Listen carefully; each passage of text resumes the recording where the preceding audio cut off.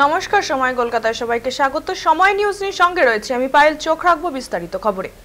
350 কোটি টাকার চিটফান্ড কেলেঙ্কারি, পালাতে গিয়ে ধরা পড়লেন তৃণমূল নেতার ছেলে, মিলল লক্ষ লক্ষ টাকার সোনা। প্রতারণার অভিযোগ উঠেছিল পশ্চিম বর্ধমানের তৃণমূলের সংখ্যালঘু সেলের প্রাক্তন সহসভাপতি শাকিল আহমেদের ছেলে তাহসিন আহমেদের বিরুদ্ধে।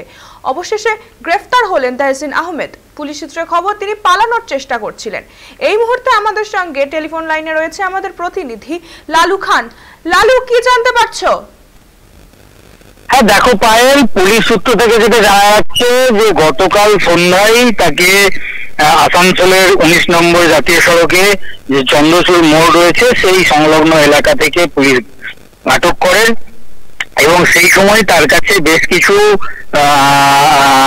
সোনা এবং রূপোর সামগ্রী, যে পরিধেয় সামগ্রী হয়, সেই সমস্ত সামগ্রী তার কাছে পাওয়া গেছে, এমনটাই পুলিশ সূত্রের খবর। তোমাকে জানিয়ে রাখবো যে এই কয়েকদিন আগেই একদিকে যেমন সাধারণ মানুষ তারা অভিযোগ করেছিল, পাশাপাশি বিভিন্ন রাজনৈতিক দল তারাও এই অভিযোগ করে যে এই তাহসিন আহমেদ, যাকে পুলিশ আটক করেছে, তাকে তিনি বেশ কিছু মানুষের সঙ্গে প্রতারণা করেছেন এবং তাদেরকে টাকা তাদের কাছ থেকে বেশ কিছু মানুষের কাছ থেকে টাকা তিনি তুলেছিলেন, তাদেরকে মোটা অঙ্কের সুদ দেওয়ার নাম করে টাকা তোলা হয়েছিল।